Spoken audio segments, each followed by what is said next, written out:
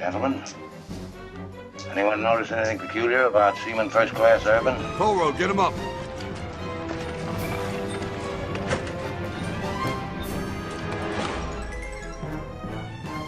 Trench? Oh, this is embarrassing. Yeah, sure is.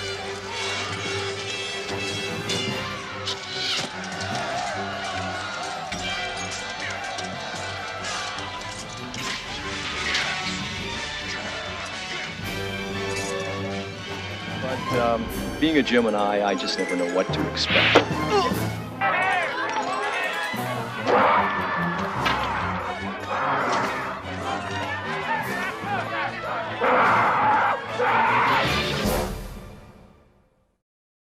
So if that last clip is unfamiliar to you, get thyself to a copy of Kentucky Fried Movie from 1976. That was the first feature film directed by the Zaz team, Zucker, Abraham Zucker, the guys who did Airplane and Naked Gun, and they went on, bits and pieces of them went on to do things like Ghost and the Scary Movie series.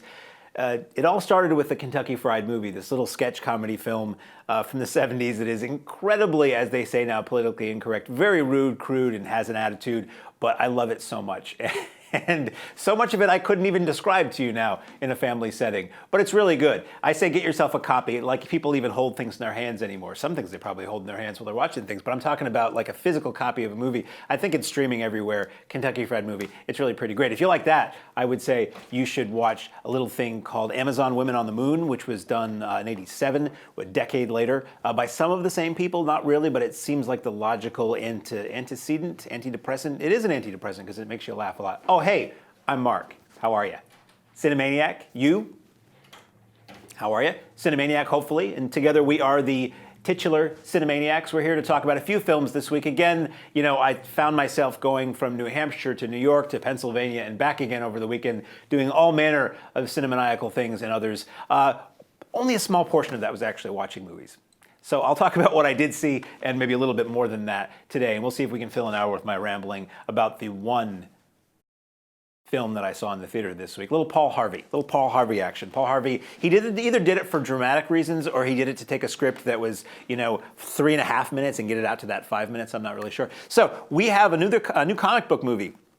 I'm going to say it's a comic book movie because it's being advertised as a comic book movie. It has the trappings to some degree of a comic book movie, and it's up to you and me to decide whether this really is a comic book movie. We have Joaquin Phoenix, the man who walked the line many years ago as Johnny Cash, and he's been in a million films. This time he plays an unhappy man. He plays a man whose life is not going terribly well, and it leads to madness and mayhem. And, he can't help but laugh. He literally can't help but laugh because he's the Joker. This is a comic book movie, theoretically, like I've never seen before. This isn't a comic book movie, to me. I watched it, my opinion, not a comic book movie. It is set in the DC universe, as it were. You see characters that appear in comic books, Batman movies. This is the story of how this one lonely, mentally ill, very hosed by the world man becomes the Joker character. It's not a tale that's ever been told before. It's not the comic book history of the Joker. And if you know anything about comic books, a lot of characters have multiple iterations and multiple histories and multiple alternate histories. This was done for the screen. So comic book fans may get upset that this is not the way the Joker became the Joker in the comic books, or the Joker became the Joker in the Tim Burton movie or the Christopher Nolan movie or whatever. This is its own thing, which was really interesting to me. The idea that this was not coming from the comic books was interesting to me. And watching this, I realized this is not a comic book movie. This is an art house character study. This is a dark psychological drama. It's not an action movie.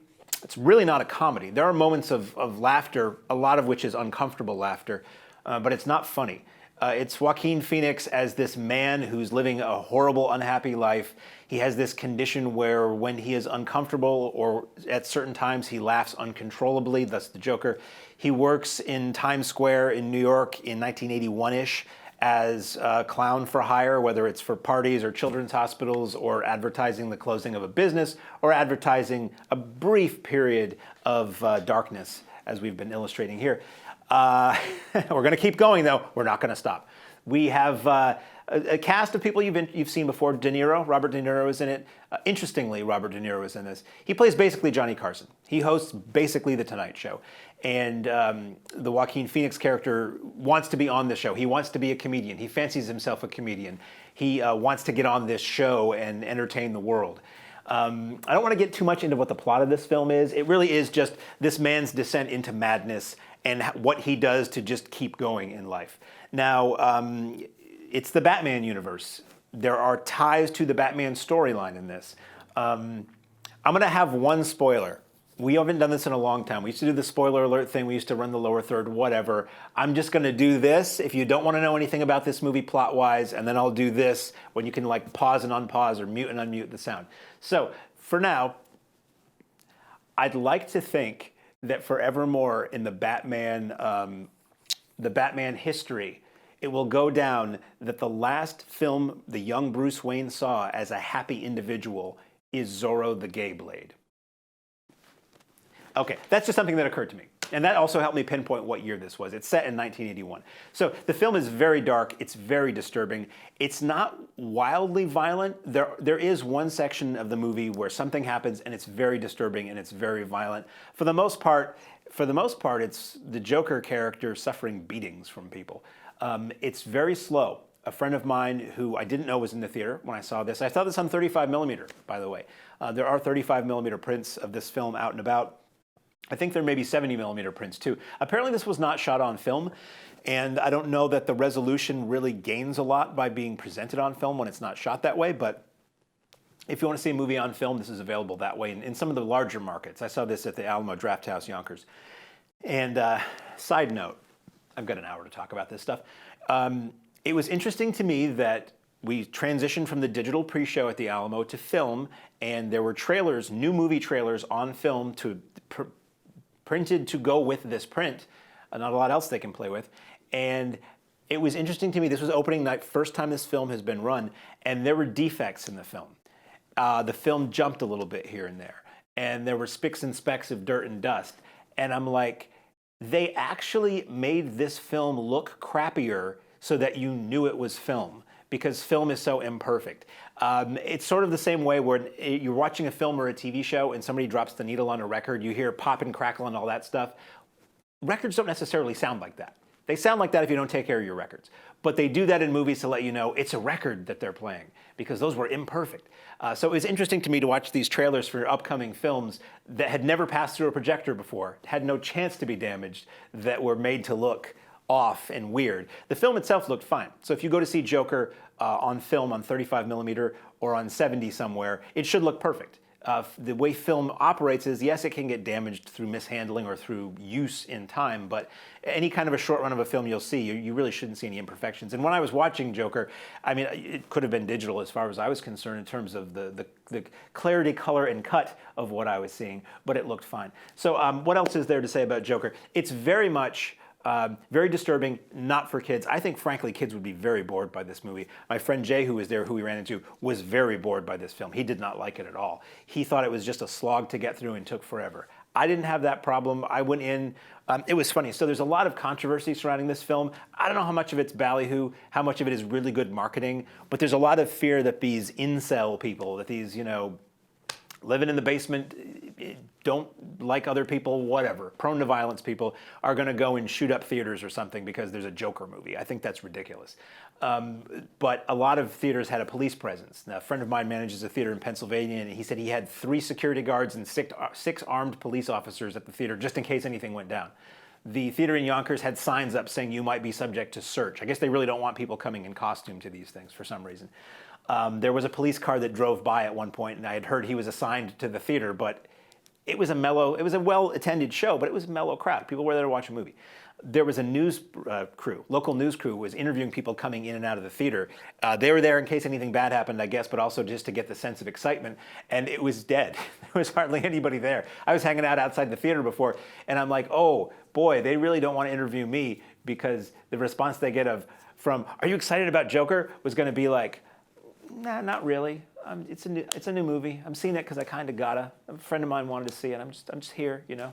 But that's not what makes the evening news. Anyway, not a lot of chaos in the theater, thank God, or anywhere, for as far as I have heard. The movie is pretty dull for the most part. But if you're interested in a character study, psychological character study, if you're a mature adult, if you're somebody who is going in knowing you're not going to get a Batman movie, which this is not, or a comic book movie. This is not Suicide Squad. There was a trailer for Birds of Prey, which is the new all-female Suicide Squad, Justice League-y kind of thing with female villains with Harley Quinn at the centerpiece. That looks like a nonstop attention deficit disorder mayhem epic. Joker is not that. So I'm really curious to see how this movie does. I think critically it'll probably do pretty well. But financially, I feel like this is going to drop off fast because I think word's going to get out that this is a guy going crazy slowly for 2 hours, and then some stuff that really connects it to Batman happens at the end. Anyway, I thought it was really, really good. I do have to say, though, if you've seen Taxi Driver and if you've seen King of Comedy, that's pretty much what this is. It's really, really close to those films. I always say, I complain that in the old days, Hollywood screenwriters, they knew the arts and they knew the classics and they knew life and they'd been around the world and they'd been through wars and all this stuff and they brought that life experience to what they wrote. People who write movies now just watch movies. So the people who write movies now tend to be people who have seen a whole lot of the greatest films of all time over and over and over again, and just inescapably we just get regurgitated versions of that. And if I was to stand back and squint, I would say this is pretty much Taxi Driver and King of Comedy. Both, no coincidence, starred Robert De Niro, who are in this film. I'm not saying this wasn't well made, because it was very well made, and I thought this was really good, and it was riveting and depressing and disturbing and fascinating, and it made you want to take a shower afterwards. It's just, it is derivative in some ways. So that is Joker, directed by, interestingly enough, one more thing, Todd Phillips, a man who's known for, so when you think dark psychological dramas, you think old school, you think the Starsky and Hutch movie, you think the Hangover films, the first of which I loved, you think Due Date, very odd transition. It's always very interesting to me when somebody whose bread and butter is one thing does something different, and they're really, really good at it. So I'm really curious to see where Todd Phillips goes from Joker, if he goes back to silly comedies, edgy comedies, or if he stays in the drama category. I think there's been some articles where he feels like he can't do comedies anymore, his gross out wild comedies, because he feels like PC culture has killed them or anything. To which I say, just make it funny. Anyway, that's the one thing I saw in the theater that I'm going to talk about at the front of the show. That's Joker. That's playing everywhere, probably the way the studios operate. It's probably going to be everywhere for at least 3 or 4 weeks, and then you'll see it move into smaller theaters and scoot, I'm sure. Now we go on to the far more robust section of what's available on home video. These happen to be the things that I've seen that are coming out on home video this week on the streaming service, device, platform, format, or, side of a bus of your choice. First up is, the latest edition of the ever-expanding universe of Conjuring films. The Conjuring, this tale about Ed and Elaine Warren, these real-life paranormal investigators who kept this museum of oddities in their house, all these artifacts, these cursed, dangerous artifacts from various cases they had investigated or solved in their house. The first Conjuring ends with a shot of this creepy doll, and among other things, and that doll was Annabelle. Don't roll it yet. That doll was Annabelle, and that has spawned a series of films, and it's kind of ingenious, really. It's really, really brilliant. It's almost like Night Gallery, but with objects, where every movie is just, hey, did I ever tell you about that thimble? It's a cursed thimble. And then you get Thumbelina the movie, Thimble, the Thimble Cast in Blood. That's coming in 2025. So here we have the latest in the Annabelle series. There have been several of these, and this is the most recent one. This is set in the 70s. This is about Annabelle coming home to live with this suburban family, and there's some yawn teens hanging out at home all by themselves, and Annabelle decides to come out and play. It's what happens when Annabelle comes home. Blah! Was that scary? I don't like the Conjuring movies. Sorry. I saw the first one. The first one was rather well made, but it was just like another exorcism story to me. And ever since then, it's just been jump scares and CGI and shaky cameras and impenetrable darkness and everything that's the modern definition of what horror I guess is supposed to be, but they just never work for me. And it's a shame because I would like good, creepy ghost movies and things. So this is the latest Annabelle. It's set in the early to mid 70s. Two things I liked best about this film, it had two good points, were they used Badfinger music in it, and it made me so happy. But at the same time, I'm like, they drop a needle on an LP, and all we hear is the single over and over again. That's just me. But it was nice to hear Badfinger coming through surround sound speakers. The sense of the era is pretty well done. The home decor, it takes place really mostly inside this suburban house. And at one point, I believe I saw a smoke or ghost werewolf. Okay, it's about a haunted doll that like makes people die, but for some reason when the werewolf showed up, I was like, oh, come on. This is crossed over into foolishness now. So it is another Conjuring universe movie. It is a Teenagers in Jeopardy movie. I think the audience for this probably is teenagers because again, it's jump scares. It's long walks down corridors and they open the door and there's nothing in there and then something else jumps out. It did not work for me at all. I was bored by it. I was anxious watching this film, anxious to leave, basically. I'm not trying to be flip and sassy and smarmy about this. I just really didn't enjoy it. And a lot of times I'll watch these film series that I don't like. I watch them for the show so I can talk about them. I'll say up front, if I don't like these, it might just be me. If you dig the Conjuring movies, you may well love this. I don't know. But I always go hoping I'm going to like it this time. The likelihood of loving a film that's 8 entries into a series is very unlikely. But then I think about Hobbs and Shaw, which is technically not a Fast and the Furious movie. I've never liked the Fast and the Furious movies. I think they're terrible and stupid. And then I saw Hobbs and Shaw, and I had a great time. And I'm like, wow. And then I never liked a Transformers movie. And then Bumblebee came along, and I really liked it. So maybe we're entering in the era where you get these series of films that do a spin-off, and the spin-off does something a little bit differently, and that's what connects with me. So Annabelle Comes Home is out on video now. I didn't like it, but I think if you're not terribly demanding, I don't mean that insultingly, if you're not terribly demanding, you want a spooky movie for Halloween, it's probably not a bad choice. If you want to show a film to some young teens, some youths, some kids, I don't recall anything terribly gruesome or explicit in this film. I don't remember anything. It's been a while. I've also tried to put this out of my mind, but I think it's probably a decent rental or a decent stream or whatever the youths call it these days with their hot rods and their tight pants. Speaking of horrifying films, we're going to swing on over to there. So then we're going to talk about this. It's much more dramatic in profile, isn't it? No, it's not. Sorry. Just messing with the guy in the booth. We have sort of an art house horror film. This was a pretty well-received film. This is from Ari Aster, who did the film Hereditary, which a lot of people really loved. Some people didn't like. It certainly made an impact. On the little girl in the film, I'll certainly say that. This is a film in which a bunch of friends go off to, I'm going to be wrong about this, Sweden or the Netherlands or one of those lovely Nordic countries. And somebody just below on the Facebook stream, just correct me as I go if you could. Thanks, Val.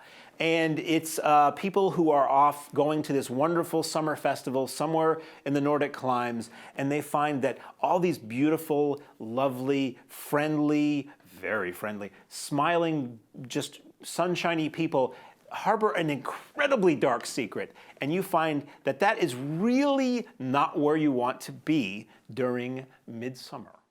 I've always been a fan of something I discovered as a kid. When I was watching afternoon Boston TV, Channel 56 and Channel 38, the two independent TV stations in Boston, would run movies all the time. My movie education, in many ways, started with those two channels back in the late 70s, early 80s. They would run horror films on Saturday afternoon. 56 would do Creature Double Feature, and they'd do 2 like monster-type movies starting at about 11 a.m. And then after that, Channel 38, somewhere around 2, 3, 4 in the afternoon, they would run 1 or 2 horror films too. So you had nonstop horror movies all day. And it's what I call daylight horror. Very few films do it. Very few people have the thought or guts to do it. But to me, seeing something terrifying in the cold light of day and knowing that it is inevitable that that is going to get you is far, far scarier than something lurking in the dark. That's just me. Phantasm had elements of that. It Follows has elements of that. And Midsommar is nothing but that. It is the land of the midnight sun. It is nonstop daylight for the most part in this film. So you have this woman who has suffered a horrific family trauma, who is deeply scarred by that. She is longish-term relationship with a boyfriend that is really not working out. And things are not going well with them, and he is going to go off to this weird festival in Sweden, and she tags along, or she asks to come along, or however it plays out. And they find themselves with friendly people at this place, and they're welcomed, and they're given food and drink and drug and companionship and clothing and little things in their hair made of flowers, and it is idyllic until something really wrong happens. And they're like, that's not good. That's not too cool. And everybody's like, no, this is fine. And it's one of these movies, I've seen movies that do this before. I'm not saying this is derivative at all, but it's a thing that always really hooks me in because it's the kind of thing you can put yourself in these people's place, and it's terrifying. And I've seen a lot of films about cults that are like this, where somebody realizes something is wrong, and everybody's like, no, it's fine. I really want to go. No, you can go anytime you want. I need to use the phone. Yeah, a little bit later we'll get you that phone call. And everybody's super pleasant and super happy, and they're almost literally killing you with kindness, but they will not let you go. And that's what happens in this film. These people slowly realize, we need to get out of here because this is not going to go well. We're either going to see and participate in things we really don't want to, or we will fall victim to some of these things, and we really need to get out of here. And they're in the middle of nowhere. Nobody is ready right then and there to help them get out. And it's this bizarre, it takes its time. It's beautiful to look at. It's gorgeous. This looked amazing in the theater. This will look great if you have a nice big TV. This would be one for the 4K. And it's hallucinatory and idyllic and nightmarish all at the same time. There is some overt gore and overt gruesomeness in the film, but a lot of it is you're just seeing things that don't compute and shouldn't compute, and you know things are not going to go well for everybody. Ultimately, it has a very disturbing, or happy, depending on the point of view you take, ending. But it is one that really stuck with me for quite a while, and it stuck with a lot of people who have seen it. It's really messed up, but it's almost the kind of film that if you were just kind of glancing at it every once in a while and not paying too much attention, maybe with the sound down, you'd be like, ooh, what a pretty movie. I want to go there. There's a longer cut of this film, longer by 20, 30, 60 minutes, I'm not sure. It played in theaters. At the time it played in theaters, the rigid dictum was that it was not going to come out on home video. Apparently it is out on video, or it is coming out on video, or it's coming to Netflix, or there's a way to see the director's cut of Midsommar out there, I believe now. So I would pretty highly recommend Midsommar. I did not really like Hereditary all that much.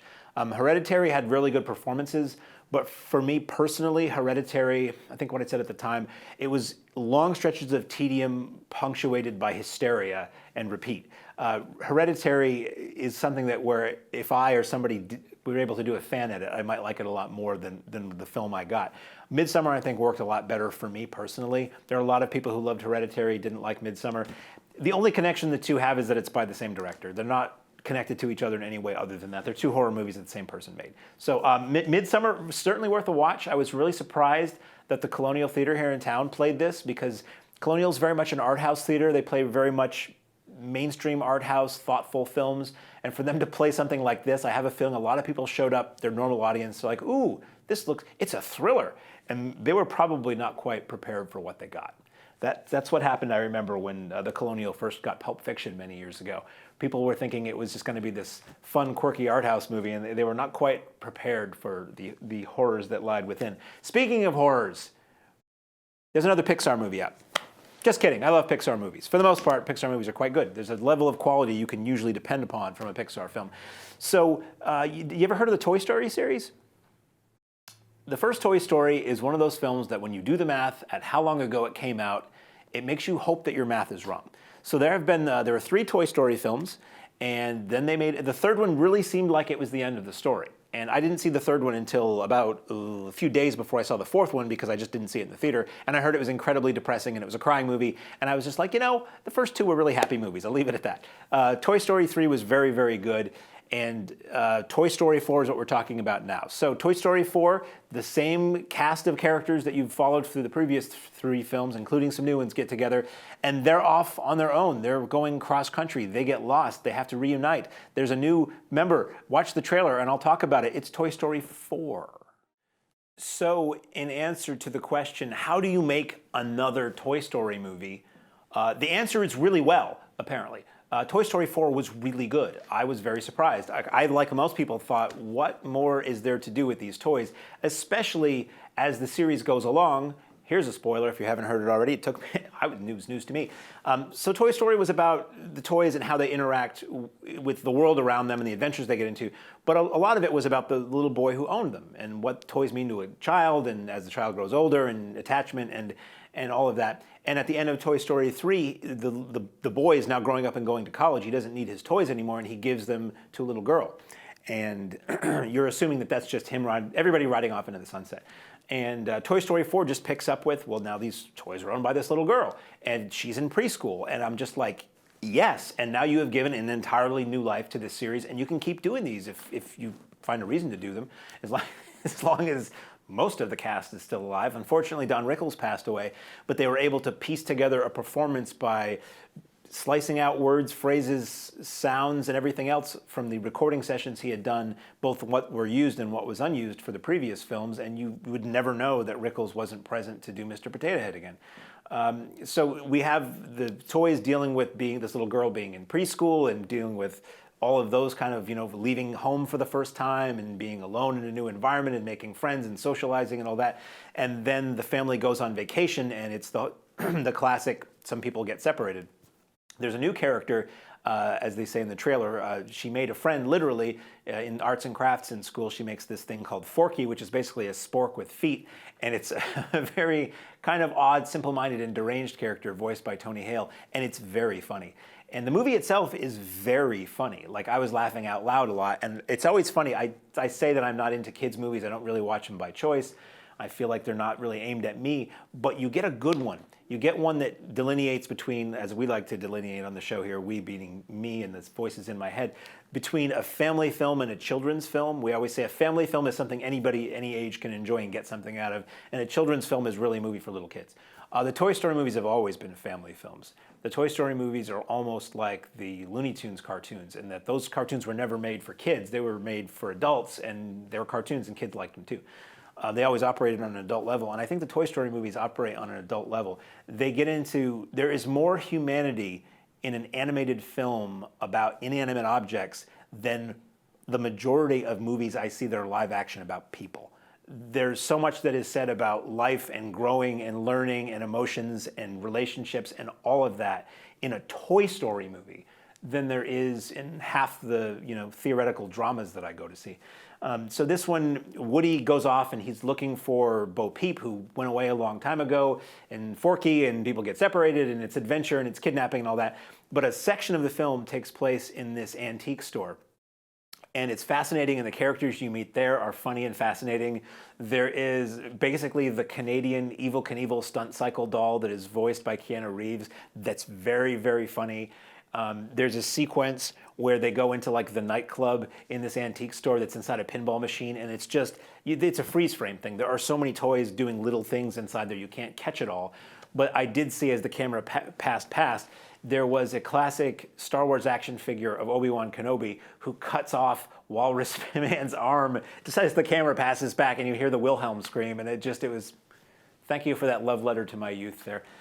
It's a very funny movie, but at one point you see this doll that is looking for a new voice box, and Woody has a voice box that works. And this doll has, I believe, they're like ventriloquist dummy henchmen, and it becomes, for a moment, it becomes a horror movie, and it becomes a really effective horror movie. It's done, tongue-in-cheek, but the beats are all there, and the way you execute that is all there. And I was like, damn, this Toy Story movie disturbed me for just that much time, and I gotta give it kudos to that. I thought this was outstanding. This is a great way to continue the series. I haven't seen all three recently. I saw 3 before I saw 4, so I can't say where I would rate this if it's as good as the rest, but I was not disappointed in Toy Story 4. I would say if you've seen any of the others, there is a through line to these movies, but I think you could pick up 4 by itself, certainly, or if you'd seen any of the other movies. And it's really good, and it left me hoping that they just keep making Toy Story movies. Not so many that the quality drops off, not like Rambo where you do one too many, but if you feel like you've got a good story and you can get the voice cast back and come up with some new characters, I'd be happy with a Toy Story movie every 10 years, whatever, until I drop, whatever. Speaking of toys, what a transition this is. Watch these two back to back and wait for Child Protective Services to call you. We're now at the point of the show that I love. I get through all the rest to get to this. It's the Arrow Video Corner. Arrow Video, if you don't know, I'll tell everybody every week in case you're new. Arrow Video is a video company based in the UK. They now have a US branch that releases in both countries. They do excellent Criterion level. To me, I prefer Arrow to Criterion.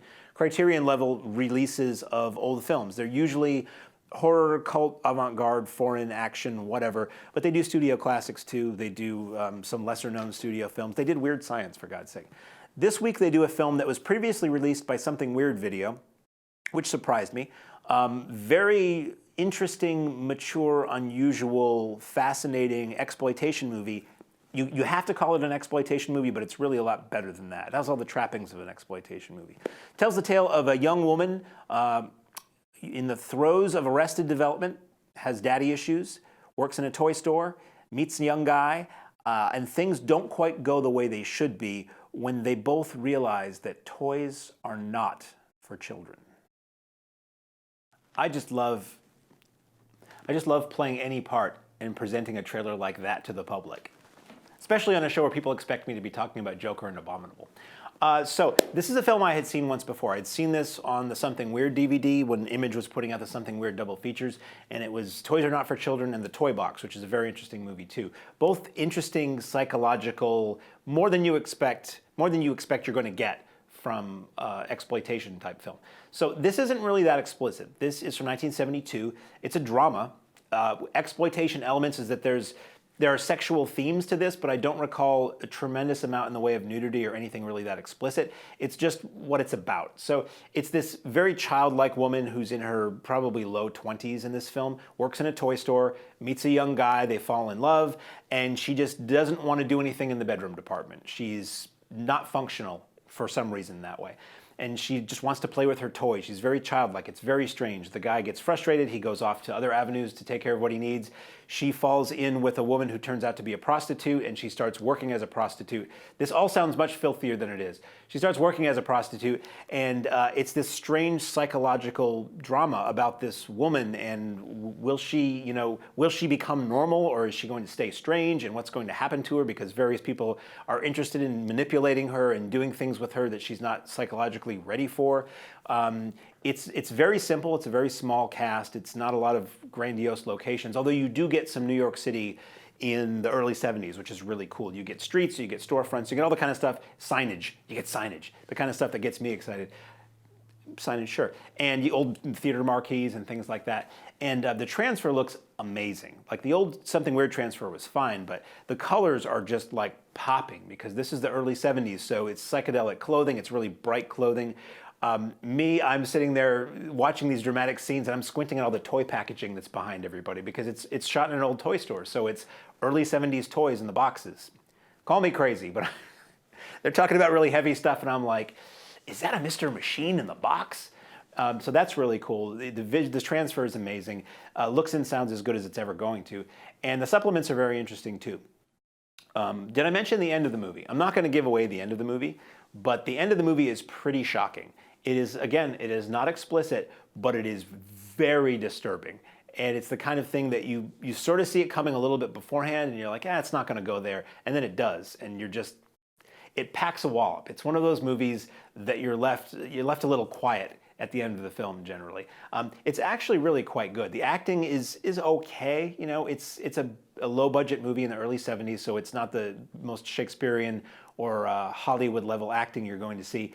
And the writing is what it is. But if you're willing to take the patience to watch this, it's really quite good. And it is a movie, as they say in the ads, it's a movie you won't soon forget, I think. It's a movie I always remembered after I first saw it because I expected something far more gratuitous, far more lean on intelligence, and this movie gave me a lot more than I expected, and I was actually kind of happy for that. So you have an audio commentary. Kat Ellinger and another person, I didn't bring my notes from Arrow. It's two female film historians do a really interesting commentary about the movie and the themes and other films with similar themes and a lot of context for the world in which this was created, which is great.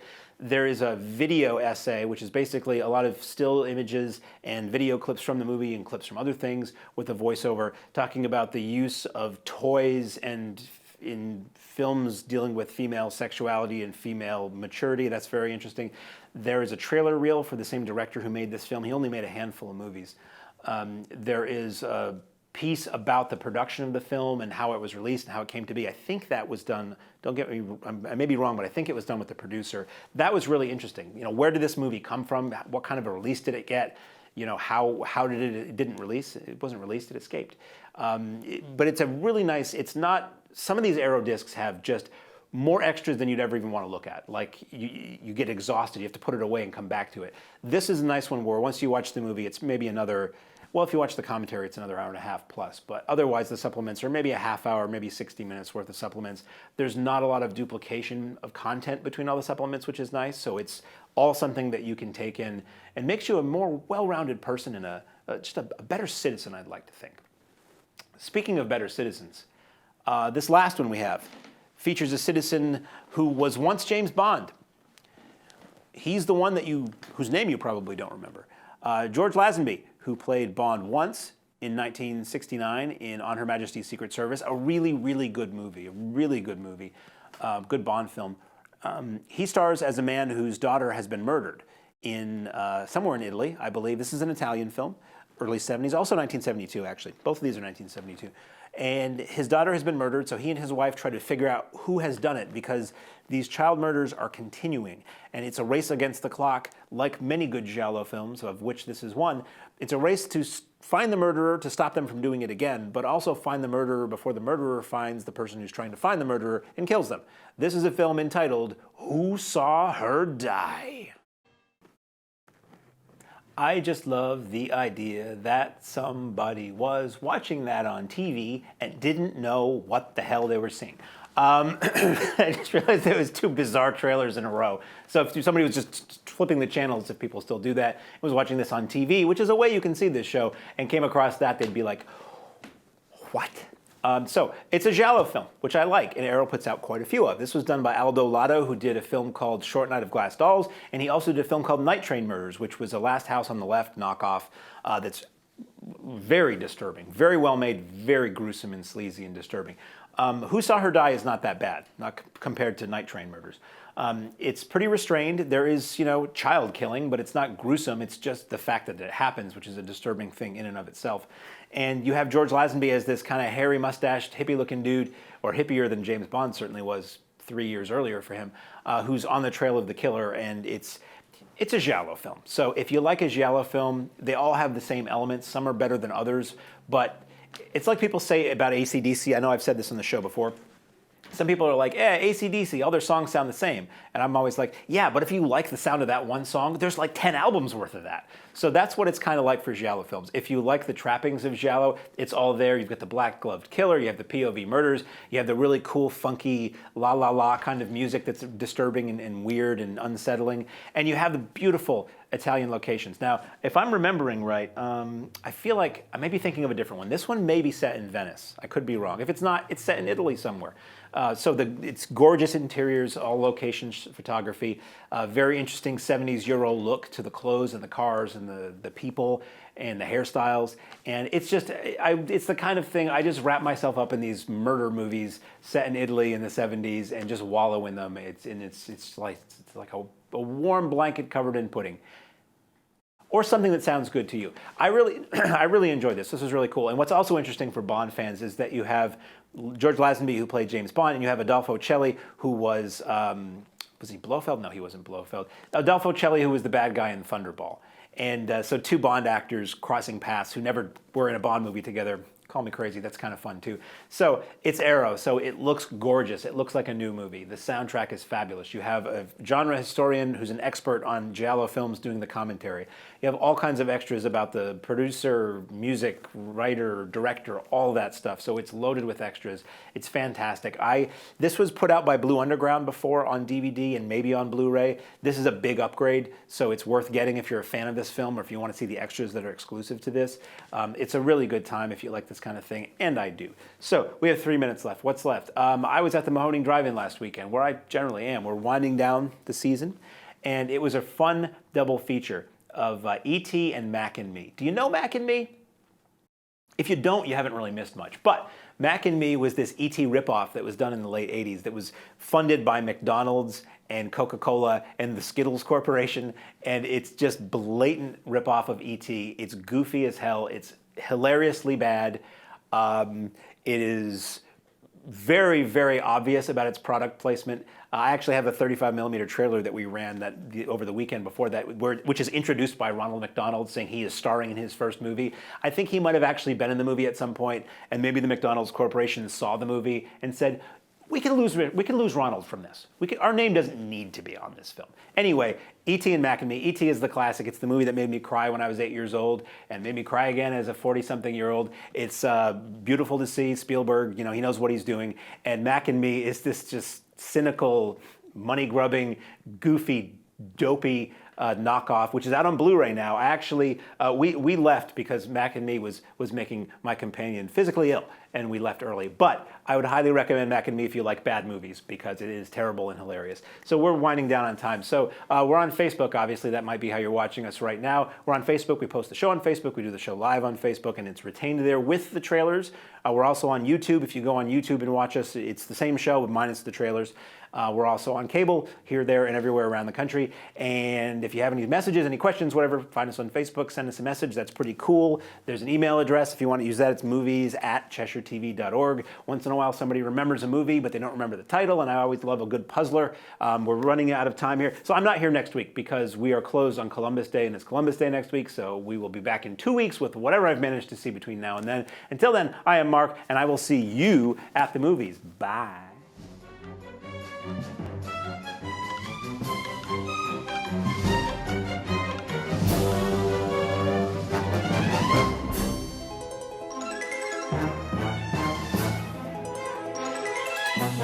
Thank you.